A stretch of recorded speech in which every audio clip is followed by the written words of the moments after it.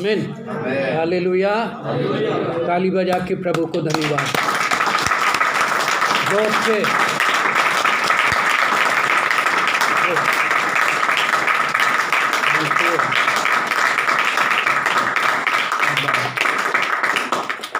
Thank you, अच्छी ताली के लिए। प्रभु के लिए है ना, मेरे लिए नहीं है ना। और प्रभु ने हम सब की रक्षा की, प्रभु हमारे साथ है, प्रभु हमारा विश्वास योग्य परमेश्वर है। आमीन, हालेलुया। और प्रभु हमसे प्यार करता है।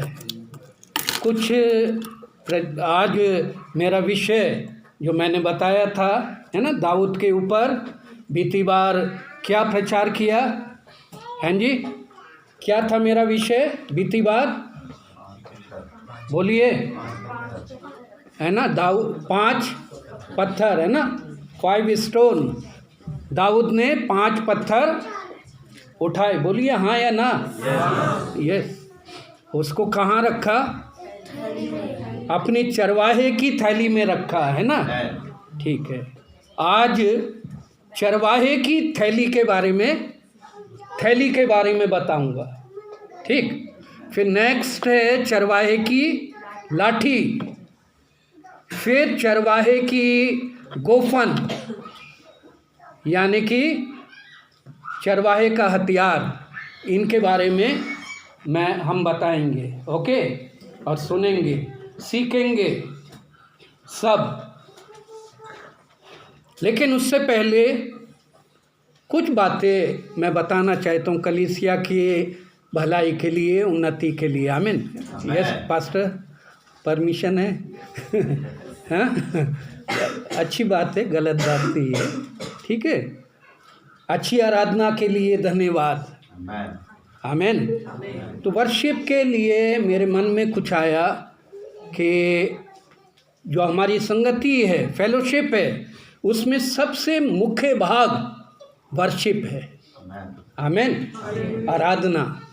और ये आराधना जो है वो परमेश्वर के लिए है। पहला भाग परमेश्वर के लिए, आराधना परमेश्वर के लिए है, और जो संदेश होता है वो हमारे लिए है ना। हम परमेश्वर को देते हैं, फिर उसके बदले में परमेश्वर हमें अपने वचन के माध्यम से आशीष देता है। तो अब सवाल ये होता है कि हम परमेश्वर को कितना और कैसे चढ़ावा चढ़ा रहे हैं, है ना। वर्शिप जो है वो एक सैक्रिफाइस है, बलिदान है, हमेशा याद रखें, टाइम पास नहीं है। इसके लिए प्रिपरेशन बहुत ज़रूरी है, प्रिपेयर। और इसमें मुख्य भाग पवित्र आत्मा के अभिषेक का होना चाहिए। आमीन, हमारा समर्पण होना चाहिए, पवित्र आत्मा की अधीनता में हम करें। और तीसरी बात, डिसिप्लिन, टाइम टेबल होना चाहिए। आमीन। कई बार क्या होता है, बुरा कोई नहीं मानेगा, बहुत अच्छी आराधना करते हैं, है ना, लेकिन बीच में आराधना टूटनी नहीं चाहिए, गैप नहीं आना चाहिए। आमीन। कई बार क्या, इसके लिए ट्रेनिंग है, ये बहुत बड़ी मिनिस्ट्री है, प्रचार से भी ज़्यादा प्रभावशाली सेवा है वर्शिप की। प्रचार तो आसान है, कोई भी कर दे, बक बक बक बक, है ना। खड़े होके, हाँ, प्रचार तो कोई भी कर सकता है, ऐसा सोचते हैं। है ना। मैं इसलिए बोल रहा हूँ क्योंकि मैं कलीसिया में अपने को जिम्मेदार समझता हूँ। आमीन, मैं कलीसिया का एक हिस्सा हूँ। तो जो भी आराधना में मोजेस, रोएश, रूबेन, कहाँ है रूबेन, यस, है ना, सोना नहीं है।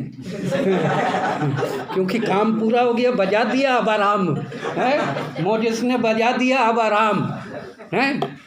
और ये जवानों को हर संडे सामने खड़ा होना है पहले से, ठीक है। और दूसरी चीज़, प्लीज़ इसको ऐसे ही ना लें।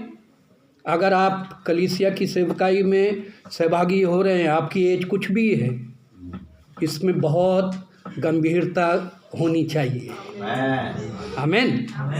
एक दूसरे के साथ हमारा पूरा सही कोऑर्डिनेशन हो और हर एक चर्च संडे के लिए हमारे पास एक प्रिपरेशन होना चाहिए, मनमाना नहीं। हमें मालूम होना चाहिए, हर एक को मालूम होना चाहिए कि अभी हमें क्या करना है। Team work. आमीन। ये नहीं कि मैं बीच में आ गया और मैंने वो मोजे से बजा रहा है कोई गाना, मैं नहीं, ये नहीं, ये गाना, ऐसा नहीं होता। आमीन। उसके लिए एक प्रिपेयर होता है, प्रिपरेशन होती है, उसी के अनुसार चलें। और दूसरी चीज़, अगर आत्मा में हम चल रहे हैं तो बीच में जो कंडक्ट कर रहा है वो बिल्कुल भी उसको रोके नहीं, एकदम से कट ऑफ ना हो, कभी नहीं। आत्मा शोकित हो जाता है, आत्मा शोकित हो जाता है। और प्रभु जो कार्य करना चाहता है, आत्मा जो कार्य करना चाहता है, उससे हम चूक जाते हैं। तो अपनी बुद्धि, अपनी योग्यता, अपनी क्षमता को हम नहीं इस्तेमाल कर सकते। आमीन। ठीक है मुझे, यस, हाँ पास साहब, ओके। अब आराधना अच्छी होती है, अच्छा बजाते हैं, अच्छा गाते हैं, लेकिन गैप नहीं आना चाहिए। और उसका एक तरीका है, उसे हमें सीखना है। आमीन। आमीन। बुरा तो नहीं लगा? नहीं लगा तो लगने दो, पवित्र आत्मा देखेगा आपको। लेकिन ये ज़रूरी है। सेकंड चीज़, आपके एंकरेजमेंट के लिए, आपके प्रोत्साहन के लिए, व्हाट इज़ चर्च? बताइए जल्दी से। कलीसिया क्या है? बोलिए। हाँ, यस, मुझे हमेशा सही जवाब देता है। God bless, God bless. क्या है रोएश? हाँ, बॉडी ऑफ क्राइस्ट। आमीन। अब कलीसिया देह है, तो मैं और आप क्या हैं? बहुत गंभीर है ये बात, ध्यान दें। आप कौन हैं? हर एक विश्वासी देह में क्या है? एक अंग है। Hallelujah, hallelujah. आप मसीह की देह के मुख्य अंग हैं।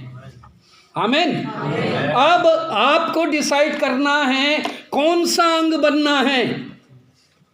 जुबान, आँख, कान, ब्रेन, हाथ, पैर, हार्ट, लंग्स, लिवर, या क्या बनना है। और अगर आपको उसी के अनुसार काम करना है। आमीन। अगर आप आँख हैं तो आपकी आँख निर्मल होनी चाहिए, आपकी आँख आत्मिक दर्शन देखने वाली होनी चाहिए, आपकी आँख में लट्ठा नहीं होना चाहिए। हमारी आँख बिल्कुल सही होनी चाहिए, आत्मिक आँख। तुम्हारी आत्मिक आँखें ज्योतिर्मय हो जाएं। अगर कान हैं तो बिल्कुल सही रीति से हमारे कान सुनने लायक होने चाहिए। अगर आप हाथ बनना चाहते हैं तो आप अपने हाथों को फैलाएं मसीह की महिमा के लिए। आमीन। ताली बजाएं, मसीह के लिए अच्छे काम करें। पैर बनना चाहते हैं, अगर पैर मानते हैं अपने आप को, तो आप मसीह के लिए सही उसका उपयोग करें। दिल तो सही रीति से धड़कना चाहिए। हालेलुया।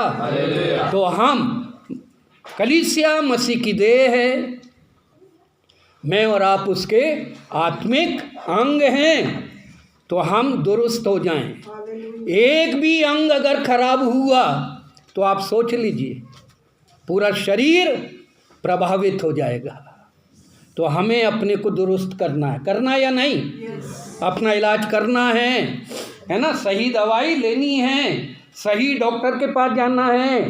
झोला छाप डॉक्टर के पास नहीं है, झोला छाप पादरियों के पास भी नहीं जाना। आत्मिक जो उल्टी सीधी इधर उधर की कथा कहानी सुनाएं, अच्छे समर्पित। हमें प्रभु ने बहुत अच्छा पास्टर दिया है। हालेलुया। पास्टर राजन के लिए करें हमेशा हैप्पी, उनका नाम हैप्पी है, शायद इसलिए हैप्पी है ना, कहीं नाम ना बदल जाए। इसलिए उन्होंने मान लिया कि अब मुझे हैप्पी ही रहना है क्योंकि मेरा नाम हैप्पी है। हमेशा मैंने उनको कभी भी अनहैप्पी नहीं देखा। हैप्पी है तो हैप्पी ही देखा है। God bless. हमें अच्छा पास्टर दिया है, आत्मिक, प्यार करने वाला, ध्यान रखने वाला। हालेलुया। तो हमें अपने पास्टर के साथ मिलके चलना है। आमीन। हालेलुया। गुड। अब पढ़िए पहला शमूएल 17 अध्याय 38, 39 वचन को पहले पढ़ें। तब शाऊल ने उसके वस्त्र दाऊद को पहनाए और पीतल का टोप उसके सर पर रख दिया। हाँ। झिलम उसको पहनाया। Yes. तब दाऊद ने उसकी तलवार वस्त्र के ऊपर कसी और चलने का यत्न किया। उसने तो उनको ना परखा था, इसलिए दाऊद ने शाऊल से कहा, इन्हें पहने हुए मुझसे चला नहीं जाता, क्योंकि मैंने इन्हें नहीं परखा है। और दाऊद ने उसे उतार दिया। हाँ, दाऊद ने उन्हें उतार दिया। यहाँ क्या लिखा है? तब शाऊल ने अपने वस्त्र दाऊद को पहनाए। या ध्यान रखिएगा शाऊल की अवस्था उस समय क्या है। अभिषेक चला गया, परमेश्वर की आज्ञा से वंचित हो गया, भयभीत है, डरा हुआ है, छिपा हुआ है राजा होने के बाद भी। तब शाऊल ने अपने वस्त्र दाऊद को पहनाए, राजकीय वस्त्र, और पीतल का टोप उसके सर पर रखा। पीतल का टोप मतलब हेलमेट, लड़ाई वाला हेलमेट। वो मामूली नहीं होता, ऐसा बहुत सॉलिड। और झिलम पहनाया। झिलम मतलब सामने, जैसे आजकल कमांडो लोग या हमारे फोर्स के लोग हैं वो जैकेट पहनते ना सामने, वैसे ही वो झिलम पहनाया। फिर उसके बाद क्या लिखा है? और दाऊद से उसकी तलवार वस्त्र के ऊपर कसी। शाऊल ने अपनी तलवार दाऊद के वस्त्र पर कसी और चलने का यत्न किया। उसने तो उनको ना परखा था। दाऊद ने कभी भी इन हथियारों को, युद्ध के हथियारों को कभी भी इस्तेमाल नहीं किया था, यूज नहीं किया था, नहीं परखा था। हालेलुया। इसलिए दाऊद ने शाऊल से कहा, इन्हें पहने हुए मुझसे चला नहीं जाता, क्योंकि मैंने नहीं परखा। और दाऊद ने उन्हें उतार दिया। हालेलुया। शारीरिक, सांसारिक और मानवीय संसाधन, हथियारों को दाऊद ने उतार दिया। इफिसियों की पत्री में लिखा है, परमेश्वर के आत्मिक हथियारों को क्या करें? पहन लो, धारण कर लो आत्मिक हथियारों को। दाऊद और शाऊल, दाऊद एक आत्मिक व्यक्ति था, उसका भरोसा परमेश्वर पर था। शाऊल एक समय में आत्मिक था, लेकिन शाऊल ने परमेश्वर की इच्छा का उल्लंघन किया। परमेश्वर का अभिषेक उसके ऊपर से हट गया। राजा होने का अधिकार भी उसने खो दिया। आपको मैं बताऊं, दाऊद ने 40 वर्ष राज्य किया, सुलेमान ने 40 वर्ष राज्य किया, शाऊल ने इस्राएल पर केवल 2 वर्ष राज्य किया। अगर वो अभिषेक में बना रहता, आज्ञाकारी रहता, तो वो भी 40 वर्ष राज्य करता। हालेलुया। परमेश्वर जो हमें आशीष देता है, जो अनुग्रह देता है, जो स्थान देता है, जो कार्य सौंपा है, वो हमारे हाथ में है कि हम उसको आगे बढ़ाएं या उससे हम वंचित हो जाएं। अगर हम चाहते हैं कि परमेश्वर का अनुग्रह, परमेश्वर की आशीष हमारे परिवार में, हमारे जीवन में, हमारे बच्चों के ऊपर नित्य दिन बनी रहे, तो हमें क्या करना है? परमेश्वर का भय मानना है, परमेश्वर के प्रति विश्वास योग्य रहना। हालेलुया। शाऊल ने इसलिए खो दिया क्योंकि उसने परमेश्वर के साथ नहीं चला। अगर हम परमेश्वर के साथ चलें तो परमेश्वर हमें आशीष देगा। हालेलुया। दाऊद आत्मिक व्यक्ति था। दाऊद ने कभी भी सांसारिक हथियारों को, उन जो हथियार थे, आर्म्स थे, उन्हें इस्तेमाल नहीं किया था। उसकी प्रैक्टिस नहीं थी। आत्मिक लोगों को शरीर की, बुद्धि की, संसार की योग्यता पर भरोसा नहीं करना है। आमीन। हमारे लिए आत्मिक हथियार हैं। परमेश्वर ने हमें आत्मिक अभिषेक दिया है। परमेश्वर हमारी ओर से लड़ने वाला है। परमेश्वर हमारा नायक है। परमेश्वर हमारा अगुआ है। परमेश्वर हमें संभालने वाला है। ये बात दाऊद को मालूम था। हालेलुया। हम अपने जीवन में कभी भी फेलियर नहीं हो सकते यदि हमें ये विश्वास है कि हमें संसार के संसाधनों से आत्मिक युद्ध जीतने की आवश्यकता नहीं है। आमीन।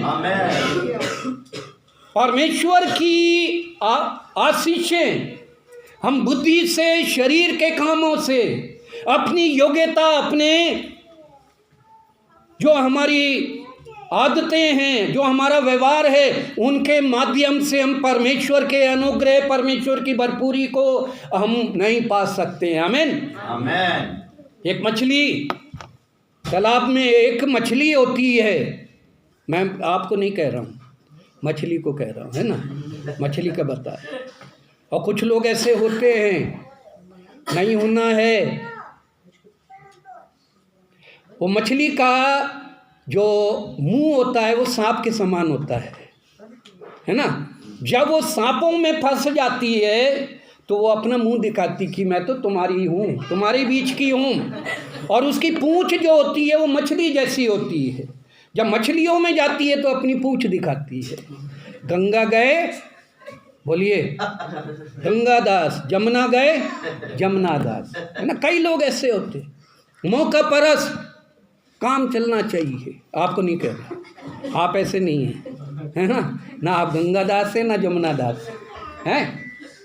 हाँ, अब कौन से दास हैं ये आपको देखना है। चर्च में आना अच्छी बात है, लेकिन हमें हर जगह हमें परमेश्वर के प्रति विश्वास योग्य रहना। हालेलुया।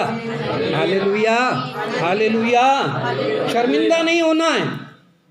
कुछ बंधन है, कुछ रुकावटें हैं जीवन में, आप प्रार्थना करें, प्रभु उन रुकावटों को दूर करेगा। हालेलुया। आपकी मजबूरी हो सकती है, जीवन में बहुत कुछ बातें हैं, लेकिन ये चैलेंज है ताकि प्रभु में आप बने रहें। आमीन। जैसे पौलुस के जीवन में एक कांटा था, पौलुस चाहते हुए भी उस कांटे को परमेश्वर ने बोला, कांटे की चिंता मत कर, मेरा अनुग्रह तेरे लिए काफी है। हालेलुया। एक कांटा मेरे जीवन में भी है, आपके जीवन में भी है, सबके जीवन में, पारिवारिक जीवन में, नैतिक जीवन में, वैवाहिक जीवन में, बच्चों के जीवन में, हमारे नौकरी पेशे में, हमारी कमाई के साधन में कोई ना कोई रुकावट, कोई ना कोई कमजोरी, कोई ना कोई कांटा अवश्य होगा। उसको आप निकाल नहीं सकते हैं। उसकी चिंता ना करें, परमेश्वर को पुकारें, परमेश्वर आपसे कहेगा मेरा अनुग्रह तेरे लिए काफ़ी है। हालेलुया। मैंने तुझे चुना है, मैंने तुझे बुलाया है, मैं देख लूँगा उस कांटे को। तू मेरे रास्ते पे चलता चला जा। हालेलुया। अपने मन में, अपनी आत्मा में, अपने विश्वास में बना रहे। हालेलुया।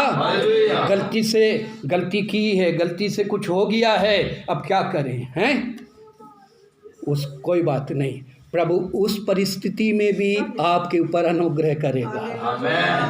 हमारा है ही परमेश्वर इतना प्यारा, इतना प्रेम करने वाला। दाऊद ने उन हथियारों को उतार दिया।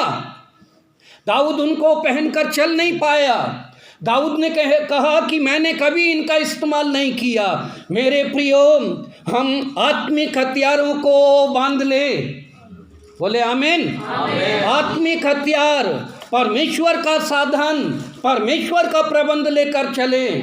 संसार का प्रबंध हमारे काम का नहीं है। ये युद्ध जो आत्मिक युद्ध है, गोलियात जैसी बड़ी आफत, शैतान बड़ी परीक्षा के रूप में खड़ा है।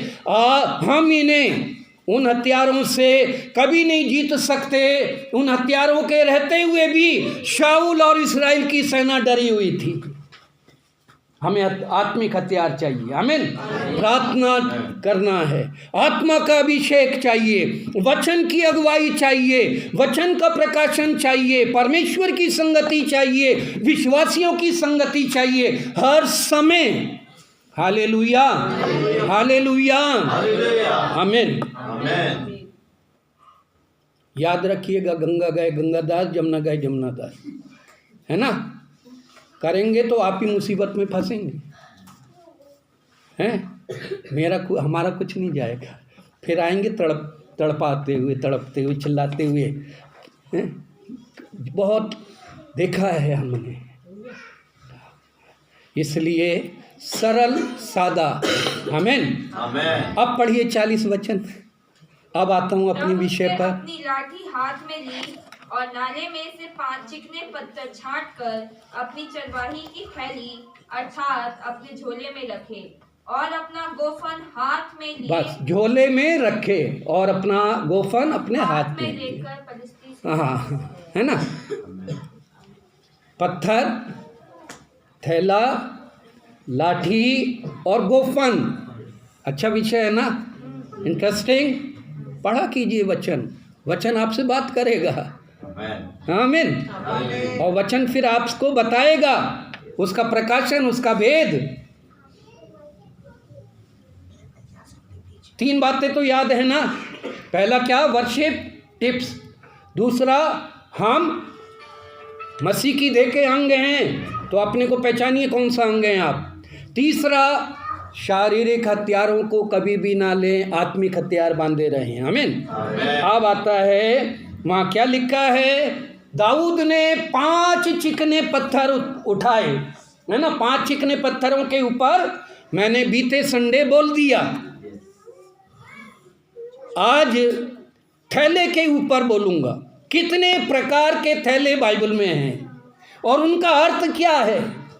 ये चरवाहे की थैली है। दाऊद हमेशा एक थैला अपने पास रखता था। उस थैले में दाऊद अपने क्या क्या सामान रखता होगा, है ना? रोटी रखता होगा, पानी रखता होगा, और जो भी दाऊद की आवश्यकता की कोई चीज़ होती होगी वो। और दाऊद उसमें पत्थर भी रखता था, है ना? लेकिन दाऊद के पत्थर खत्म हो गए थे। जिस समय गोलियात के पास आया, उस समय दाऊद के पास पत्थर नहीं थे, थैली खाली थी।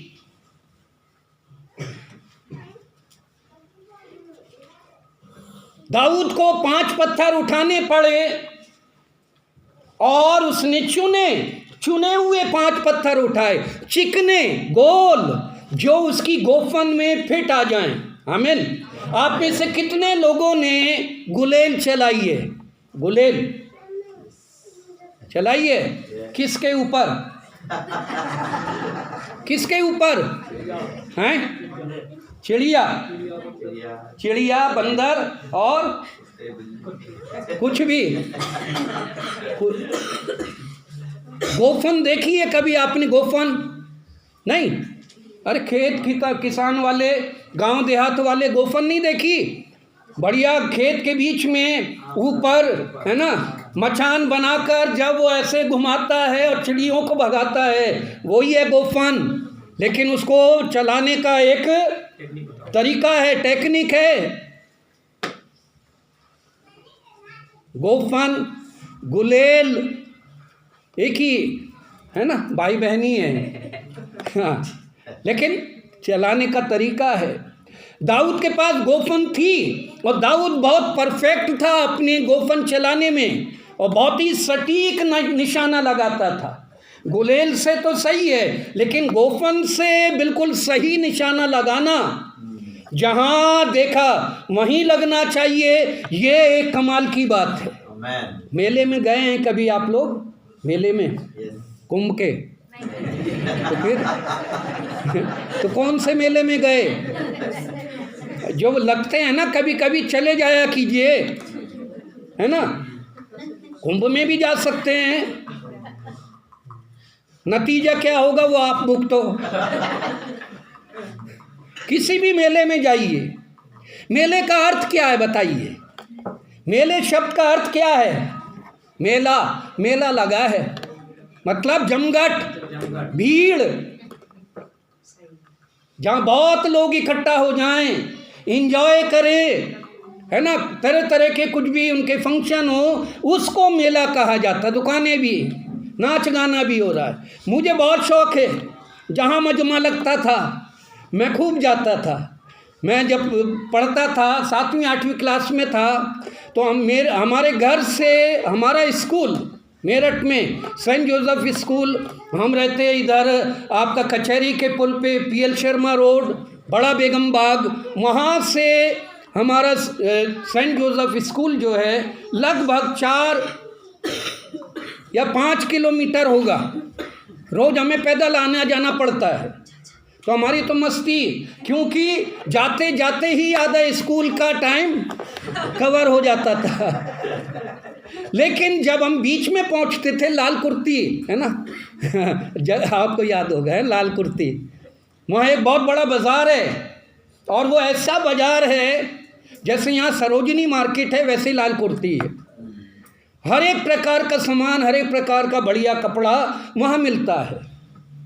तो वहाँ एक मैदान था उस समय, अभी है या नहीं, वहाँ पर मदारी लोग आकर मजमा लगाते थे।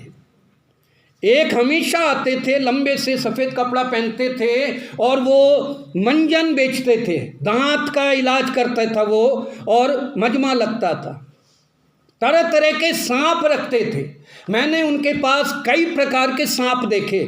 सफ़ेद ऑस्ट्रेलिया का सांप, इतना बड़ा, और जब वो चलता है तो चांदनी रात में निकलता है वो सांप, और जब चलता है तो घास जल जाती है। एक सांप मैंने देखा सर से लेके पूंछ तक गुलाब के फूल जैसा बना हुआ। उनके पास एक और सांप बिल्कुल हरा, पतला सा, इतना पतला, उंगली से भी पतला, इतना बड़ा, लेकिन जब वो मुंह खोलता था तो इतना बड़ा, वो उड़ने वाला सांप। कई प्रकार के सांप देखे। खैर, उस मेले में, उस मजमे में मैं खड़ा हो जाता था स्कूल जाते जाते, और मैं भूल जाता था कि मुझे जाना कहाँ है। और फिर जो मेरा मेला लगता था घर आके, है ना, रोज, और मैं आदी हो गया था खूब, ऐसा था मैं। तो मेले का अर्थ होता है भीड़, तमाशा, मखौल। जो फालतू लोग हैं वो वहाँ खड़े हैं अपना काम धंधा छोड़कर, और मदारी अपना काम कर रहा है। कभी आप मेले में जाएंगे तो आपको पता चलेगा, है ना, वो गुब्बारे से, एयर गन से निशाना लगाते, लगाया कभी? हाँ, वो भी लगाना चाहिए, निशाना लगाना चाहिए। आपका निशाना बिल्कुल सटीक होना चाहिए। किसी समय में मेरा निशाना इतना अच्छा था, हाथ से पत्थर फेंकता था, और अगर किसी को मारना है, कुत्ते को, बिल्ली को, आदमी को, आम को, अमरूद को, बिल्कुल सटीक लगता था। और प्रैक्टिस के ऊपर था ये, और बिल्कुल सही जाता था और बहुत तेज जाता था।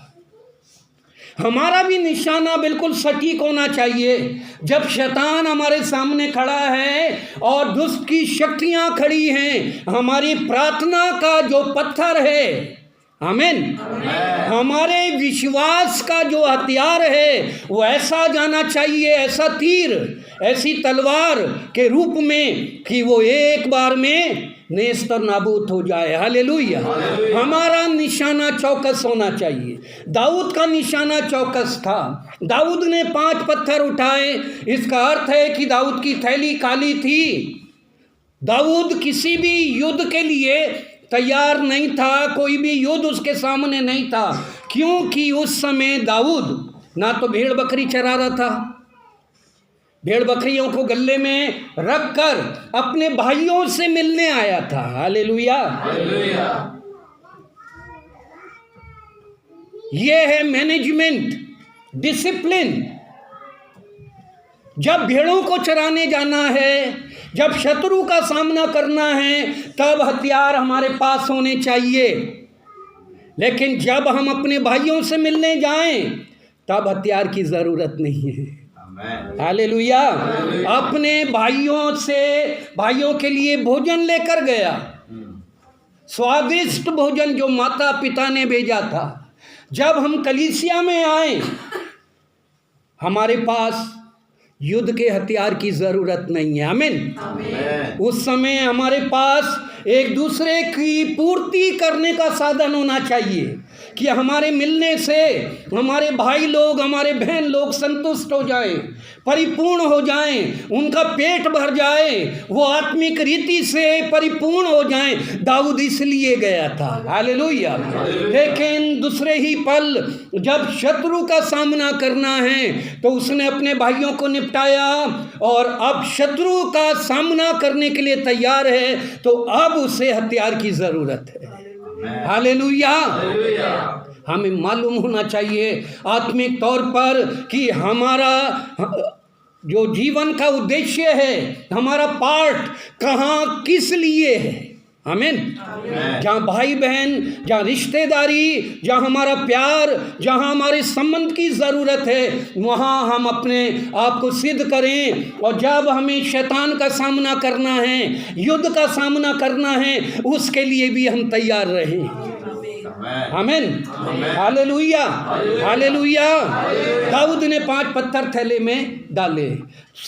पहला झोला जो है, पहला बैग, वो श्रेष्ठ गीत 1 अध्याय 13 वचन के पहले भाग में लिखा हुआ है, मेरा प्रेमी मेरे लिए लोबान की थैली के समान है।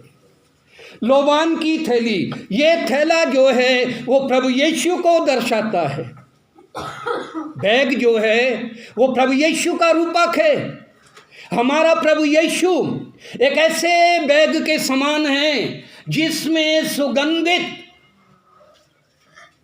औषधि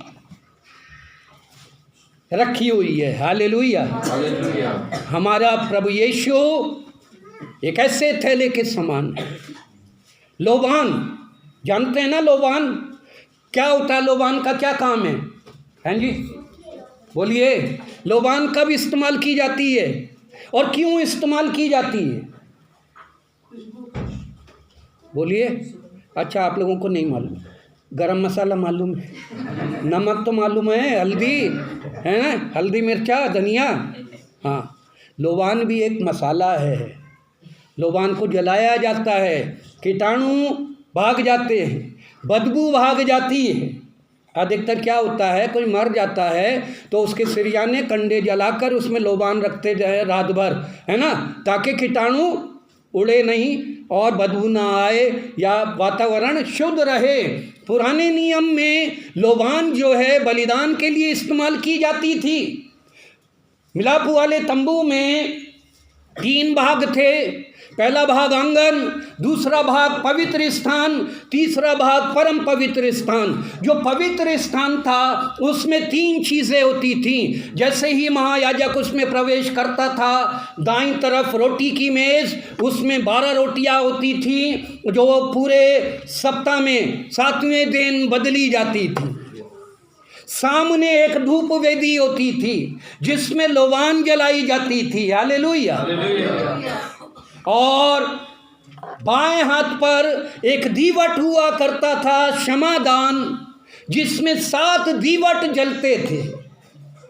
और ये दीवट जो था अलग अलग नहीं, एक ही हिस्से का बना हुआ था, इसमें जोड़ नहीं थे।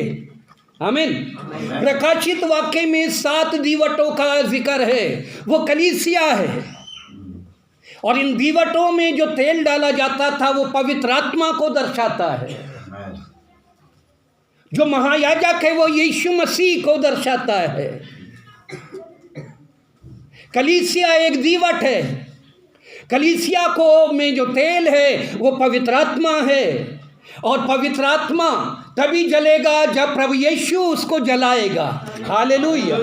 और वो दीवट कभी भी बुझते नहीं थे। उसी दीवट की रोशनी से पवित्र स्थान में ज्योति होती थी। हमारे जीवन में पवित्र आत्मा की ज्योति होना जरूरी है।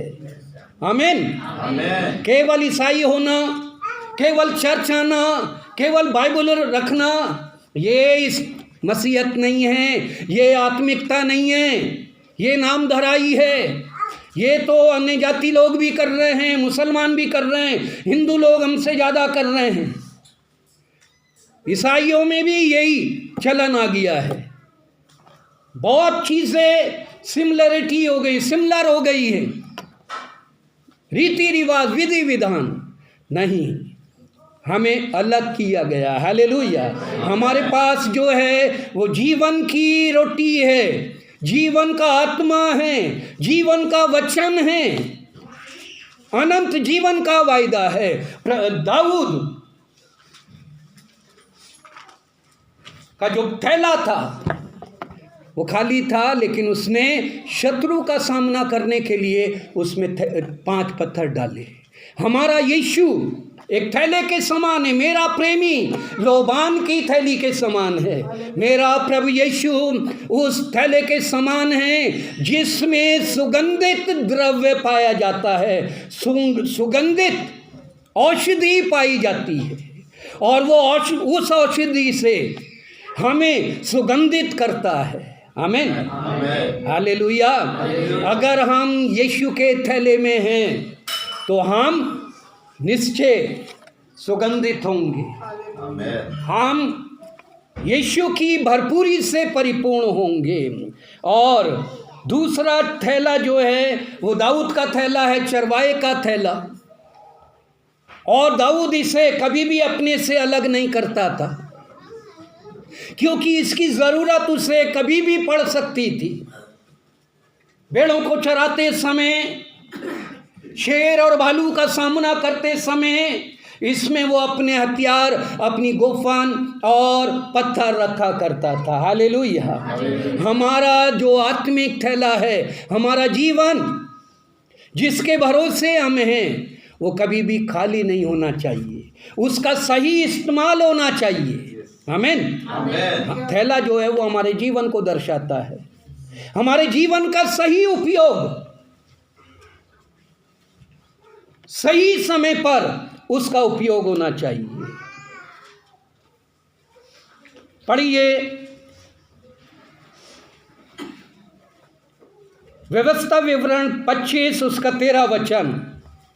नेक्स्ट एक और थैला, तीसरा थैला। पहला तो यीशु मसीह हमारा थैला है, लोबान की थैली के समान। पहला चरवाहे की थैली, दाऊद की थैली। और यहाँ क्या लिखा है, पढ़िए जल्दी से। अपनी थैली में भांति भांति के अर्थात घटती बढ़ती बटखरे ना रखना। हाँ, अपने थैले में भांति भांति के घटती और बढ़ती के बटखरे ना रखना। बटखरा क्या होता है? हैं जी, तराजू पर तोलते हैं ना। बाट वेट। घटती बढ़ती के बाट मत रखना। इसका मतलब आजकल जो बाट रखे जाते हैं, इलेक्ट्रॉनिक मशीनें चल गई, आजकल तराजू चल गए, है ना। बिजली वाले उसमें भी घपला कर देते, कौन सा रिमोट आता है उससे कंट्रोल करते, कम ज़्यादा कर देते, उसको एडजस्ट कर लेते हैं। और जब पुराने लोग जो बटखरे रखते हैं अधिकतर, वो बटखरों को क्या करते हैं, घिस देते हैं। आधा किलो का है तो उसको 450 ग्राम का बना देते हैं।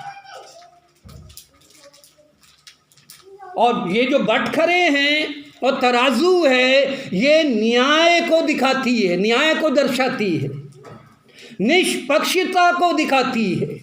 इसका अर्थ ये है कि हमारा न्याय निष्पक्ष होना चाहिए। हालेलुया। अगर हम कोई फैसला कर रहे हैं, ध्यान से सुने, किसी के बारे में कोई नतीजे पे पहुंचना है तो हमें निष्पक्ष होना चाहिए, मुंह देखा नहीं होना चाहिए, मौका परस्ती का इस्तेमाल ना करें। बटखरों की थैली में ऐसे बटखरे होने चाहिए जो कमती बढ़ती ना हो, है ना। मुंह देखा है, कई बार मुंह देखा है, अंधा बाटे रेवड़ी अपने अपने को दे, कई बार ऐसा होता है, हम मुंह देखा व्यवहार कर देते हैं। कलीसिया में सब बराबर हैं। हालेलुया। ना कोई गोरा ना कोई काला, ना कोई ऊंचा ना कोई नीचा, ना कोई मोटा ना कोई पतला, ना कोई गरीब ना कोई अमीर, हम सब एक हैं। हालेलुया। कलीसिया में एकता। आमीन। हमारे भारत का एक स्लोगन है, अनेकता में एकता। अभी है वो सच्चाई? बिल्कुल भी नहीं है। सबका साथ सबका विनाश, अब तो यही हो रहा है। कलीसिया में नहीं चलेगा ये, हम सब एक हैं। हालेलुया। ना कोई छोटा है ना कोई बड़ा है, सब एक समान हैं, हम सब मसीह की देह के अंग हैं। हालेलुया। हमें निष्पक्ष होना है। कलीसिया का न्याय निष्पक्ष हो, मुंह देखा न्याय ना करें। हमारे घर का न्याय निष्पक्ष हो। आमीन। हाँ, ये तो अच्छा मोटा है, मोटी असामी है, चलो इसका कई देखा मैंने जीवन में, है ना। अच्छे लोग, बड़े लोग, यहाँ तक कि पादरियों को भी मैंने देखा है, वो गलत न्याय करते हैं, मुंह देखा न्याय करते कई बार नहीं।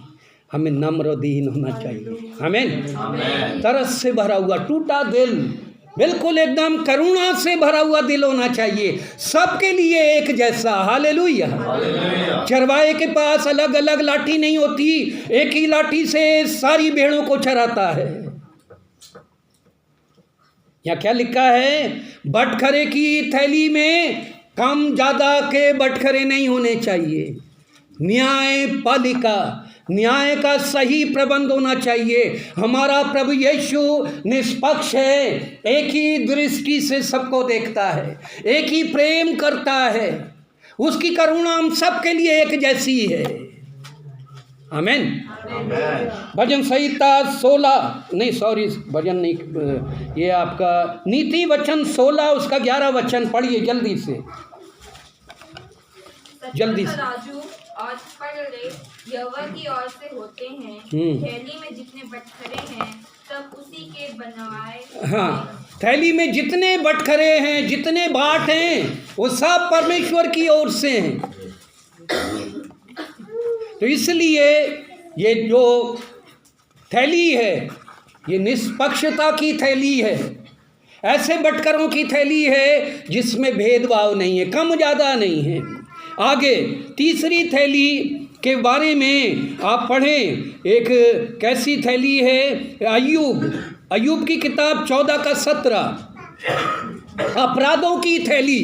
मेरे अपराध मुहरबंद थैली में है, तूने मेरे अधर्म को सी रखा है। मेरे अपराध मोहरबंद थैली में हैं, थैली को बंद कर रखा है। एक दिन ये थैली खुल जाएगी, सबका न्याय होगा, सबकी किताबें खुलेंगी। जिस दिन हमारा प्रभु यीशु आएगा उस दिन सबकी किताबें खुल जाएंगी। हालेलुया। तब हम गाएंगे, खुल जाएंगी किताबें, है ना? तब गाइए, हैं? खुल जाएंगी किताबें जिस दिन हिसाब होगा। एक दिन निश्चय हिसाब होगा, खातावाही खुलेगी। जीवन की पुस्तक है, मृत्यु की पुस्तक है, अपराधों की किताब भी है, हमारे कर्मों की पुस्तक भी है। वो एक ऐसी थैली, अपराधों की थैली है। उसमें हमारे अपराध, लोगों के अपराध बंद हैं। आमीन।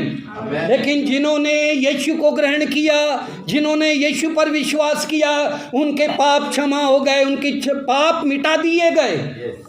उनकी थैली खाली है। हालेलुया। उनकी थैली खाली है। वो बादलों के समान हटा दिए गए, अथाह सागर में डाल दिए गए। अब वो पाप स्मरण नहीं होंगे, क्योंकि परमेश्वर के पुत्र यीशु को ग्रहण किया है। और जिन्होंने अपने अपराधों के प्रति अभी तक पश्चाताप नहीं किया, तौबा नहीं किया, वो अपराध थैले में बंद हैं, उसको कोई खोल नहीं सकता है। आमीन। जल्दी से अब हगै 1:6 पढ़िए। छेद वाली थैली, फटी हुई थैली, छेद वाली थैली। जल्दी से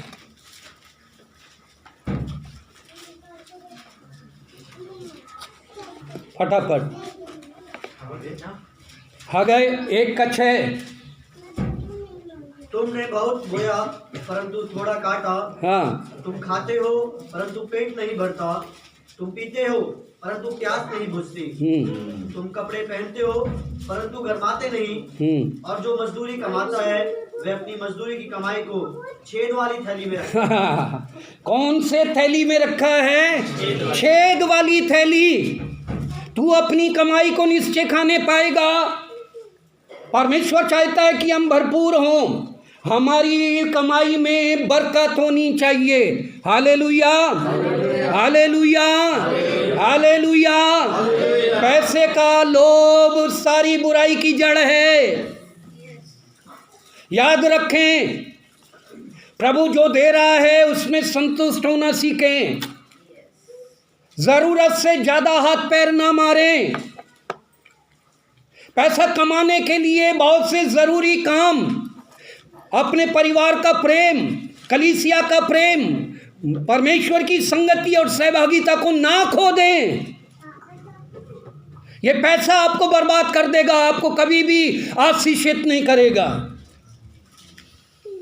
कितना भी कमा लें, अगर पैसा कमाने की लत में आपने बहुत कुछ खो रहे हैं। प्रतिदिन की प्रार्थना, प्रतिदिन का बाइबल वचन, और आप अपने बहुत से संबंधों को समाप्त कर रहे हैं पैसा कमाने के चक्कर में। बहुत से ज़रूरी काम छोड़ रहे हैं। पैसा पैसा पैसा कमाना है। आपको ये पैसा जीने नहीं देगा। ये पैसा जो मेहनत से कमा रहे हैं, पसीना बहाकर कमा रहे हैं, ये श्राप बन जाएगा। और आपका कमाया हुआ धन जहाँ भी रखेंगे वो थैला फटा हुआ होगा, वो उसमें बचेगा ही नहीं। तू अपनी कमाई को, ये आशीर्वाद है, ये हमेशा का आशीर्वाद है। हालेलुया। ध्यान रखें, गंभीरता से लें इन बातों को। ये परमेश्वर का प्रबंध है।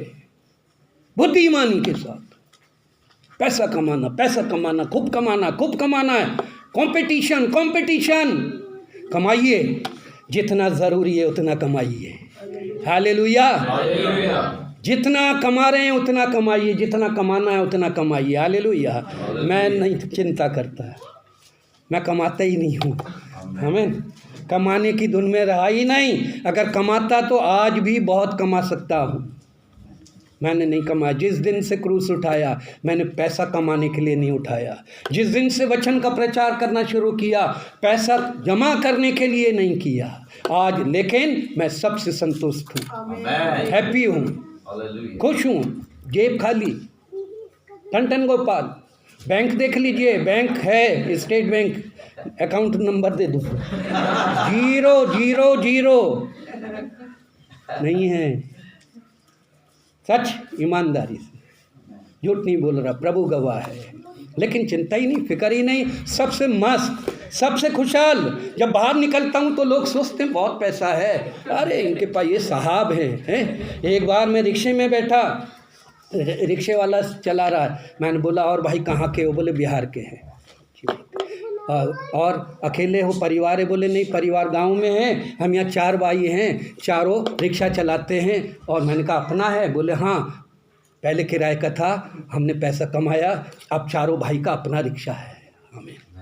मैंने कहा भाई कितना कमा लेते हो महीने में? बोले कुछ नहीं, 15-16 हज़ार रुपये कमा लेते हैं। बोले भाई तू मुझे साहब मत बोल, तू पीछे बैठ, मैं चलाता हूँ, मैं पादरी हूँ, 1,5-2 हज़ार रुपये भी नहीं मिलते मुझे महीने के। और कहने को साहब, रेवरेंट, डॉक्टर, अपोस्टल है, देख तुम्हारे की। भिखारी से भी बदतर, भिखारी भी कमा लेता है।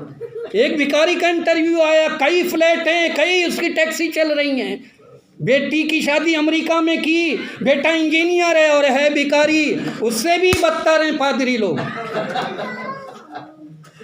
लेकिन प्रभु ने संभाला। Hallelujah, hallelujah. और दाऊद के पौलुस क्या कहता है, हम गरीब हैं लेकिन दूसरों को धनी बना देते हैं। आमीन। हमारे पास स्वर्गीय धन है, आत्मिक धन है, खुशी का धन है, आज़ादी का धन है, संतुष्टता का धन है। आमीन। हमारे घर में कभी भी आज तक ये लड़ाई नहीं हुई कि ये कमी है वो कमी है। हाँ, एक बात ज़रूर मेरे ऊपर दोष लगा है, वो कभी नहीं मिटेगा कि आपने मुझे क्या दिया। बाप रे, एक साड़ी भी नहीं दी, 42 साल हो गए, बताइए। अरे अब कहाँ से दूँ साड़ी? रुमाल खरीदने के लिए पैसे नहीं है। लेकिन प्रभु इतना पूर्ति करता है। हालेलुया। उसके वचन में लिखा ना, चिकने पदार्थों से तृप्त करता है। आज सुबह सुबह हमारे लिए चिकना पदार्थ, चिकन आ गया है। जब मेरे मन में आता है कि प्रभु ये चाहिए, ये होना चाहिए, प्रभु सारी चीज़ें उपलब्ध कराता है। आमीन। हालेलुया। अच्छे कपड़े देता है, अच्छा भोजन देता है, मन की शांति देता है। हमारा थैला फटा हुआ तो नहीं है, आपका पैसा बच रहा है, सही रीति से अर्जित हो रहा है। ध्यान दें। आगे जल्दी से बहुत समाप्त करूंगा। एक और वचन पढ़िए, लूका 12:23। पुरानी थैली और नई थैली, क्योंकि भोजन से प्राण और वस्त्र से शरीर बढ़कर है। नहीं, लूका 12:33। बेच कर दान कर दो और अपने लिए ऐसे बटुए बनाओ जो पुराने नहीं होते, अर्थात स्वर्ग पर ऐसा धन इकट्ठा करो जो घटता नहीं और जिसके निकट चोर नहीं जाता और कीड़ा नहीं बिगाड़ता। हाँ, पुरानी थैली नहीं होनी चाहिए। आमीन। आपका पर्स, आपका बैग, वॉलेट, आपके पैसे रखने की, वस्तु रखने की जो बैग है वो अच्छा होना चाहिए। आमीन। उसकी चेन अच्छी होनी चाहिए, उसकी पॉकेट अच्छी होनी चाहिए, उसका बेल्ट अच्छा होना चाहिए, वो दिखने में अच्छा होना चाहिए, साफ होना चाहिए और पुराना नहीं होना चाहिए।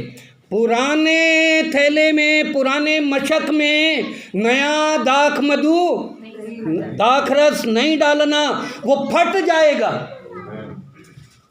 हमारा जो जीवन है वो एक थैले के समान है, वो हमेशा दुरुस्त होना चाहिए। हालेलुया।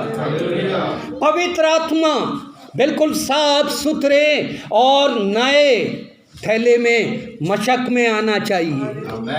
हमारा आत्मिक थैला, हमारे जीवन का थैला पुराना नहीं होना चाहिए, घिसा पिटा नहीं होना चाहिए। आमीन। अच्छा होना चाहिए। कई बार बहुत से लोग बोलते, पास्टर जी आप तो एवरग्रीन हैं।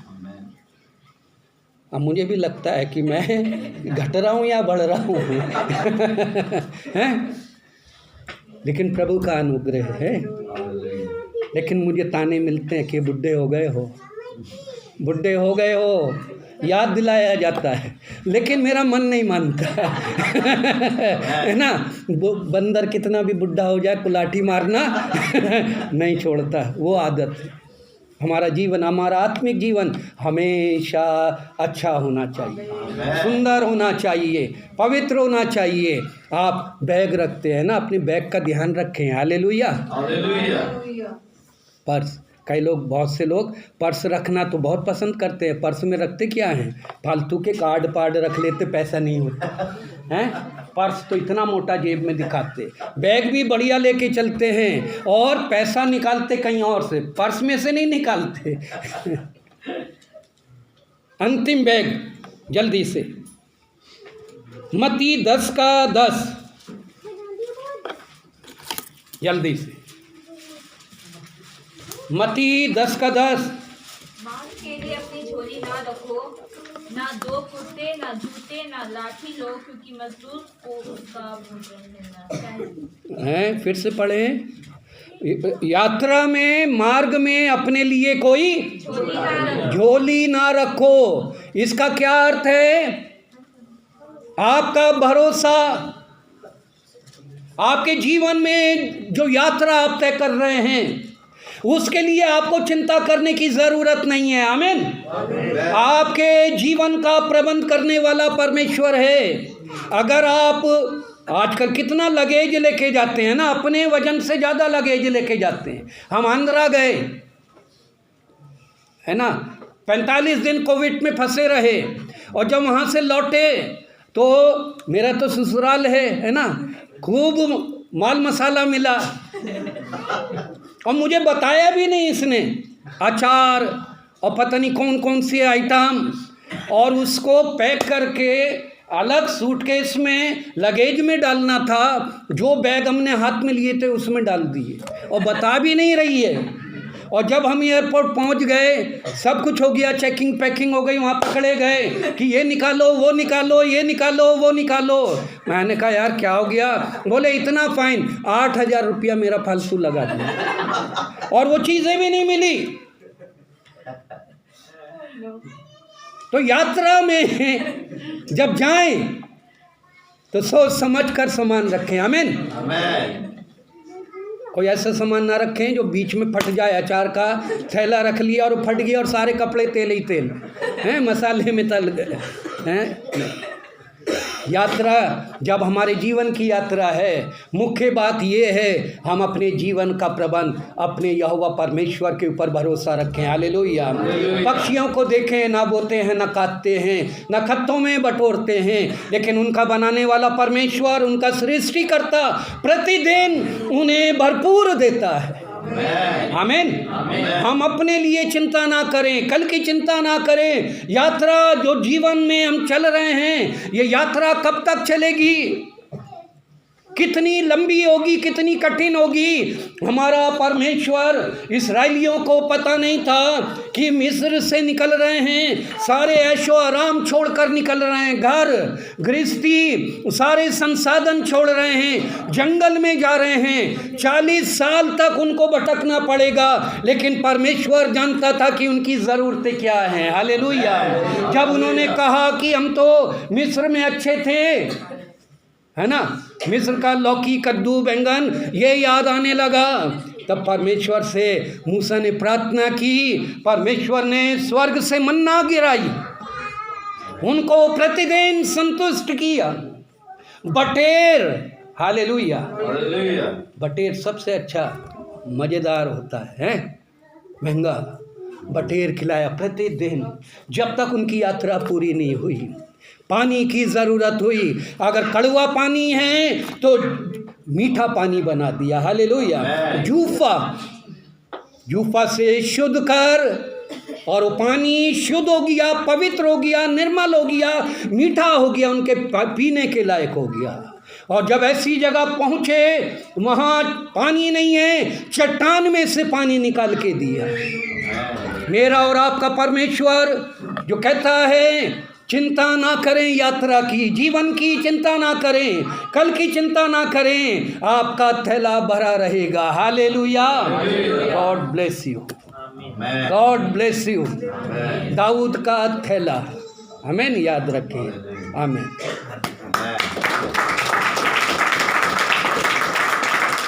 गॉड ब्लेस, आमीन।